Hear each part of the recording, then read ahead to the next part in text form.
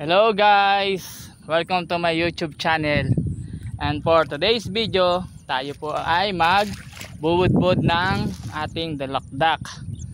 Bale, syempre, bago tayo bumudbud, ayusin muna natin tong kamahan. Magmimisla tayo. Tara, samahan niyo ako magmisla. So, ang pagmimisla po ay para lang po tayo nag-flooring ng semento.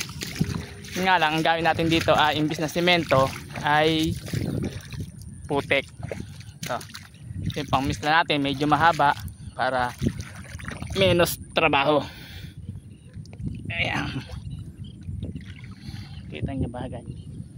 Medyo matubig yung gawa ng umulan kanina eh. Ayan. Guys, hindi ko yata mabibidyo.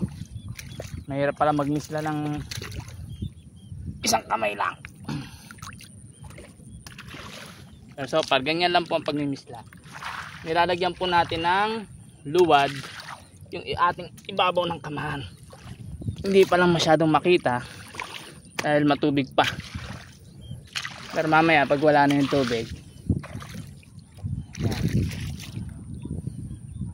Hindi pa kita yung kamahan eh, dumubog kasi.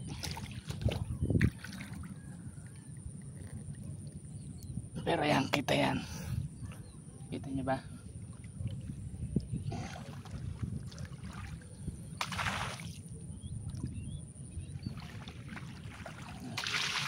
So, mamaya na natin mimislahin.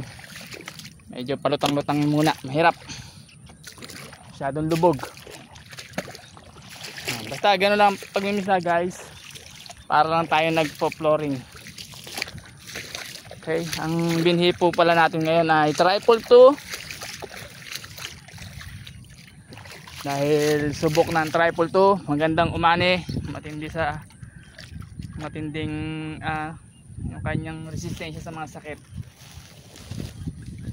at hindi tumbahin. Okay, bye bye. Mamaya pakita ko yung after ng finished product.